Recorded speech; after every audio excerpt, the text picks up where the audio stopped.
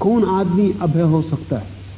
भय मौजूद है, वास्तविक है, मौत है, दुख है, पीड़ा है। तो एक तो उपाय यह है कि कोई दुख न रह जाए, तब आदमी निर्भय हो जाए, अभय हो जाए, पर दुख तो रहेंगे।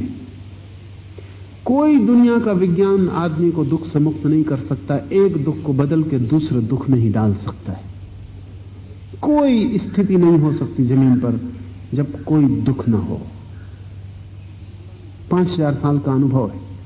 पुराने दुख हट जाते हैं, नए दुख आ जाते हैं। पुरानी बीमारी चली जाती, प्लेग नहीं है अब।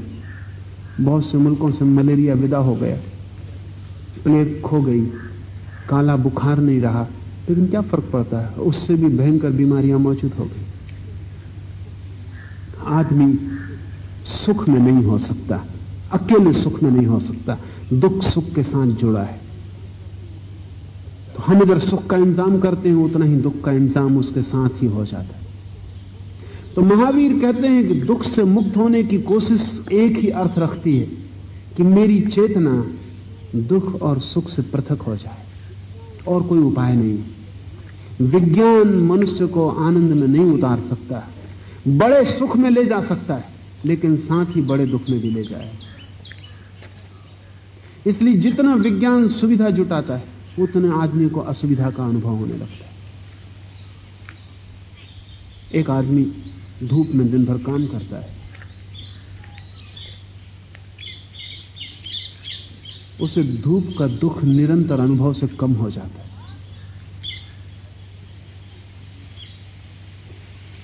एक आदमी छाया में बैठ के काम करता है। छाया में निरंतर बैठने से छाया का सुख होता है, लेकिन धूप का दुख बढ़ जाता है। धूप में जाएगा तो बहुत दुख पाएगा, जो धूप वाला आदमी कभी नहीं पाएगा।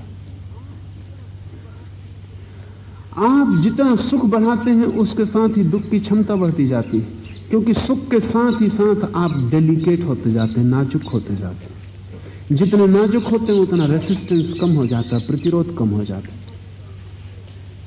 तो हमने सब बीमारियों का इंतजाम कर दिया, लेकिन आदमी का प्रतिरोध कम हो गया। आदमी का प्रतिरोध कम हो जाने से 1000 नई बीमारियां खड़ी हो गई। हम आदमी को जितना सुख देंगे, उतना ही उसके साथ दुख की खाई बढ़ती जाएगी। विज्ञान बड़े सुख दे सकता है, बड़े दुख देगा। महावीर कहते हैं आनंद की तो एक ही संभावना है कि सुख दुख से मैं अपनी चेतना को पृथक कर लूं। राग द्वेष से अलग होने का अर्थ है मैं साक्षी हो जाऊं, न तो मैं किसी के खिलाफ, न किसी के पक्ष, न तो सुख की आकांक्षा और न दुख का विरोध। जो भी घटित हो, मैं उसका देखने वाला रह जाऊं।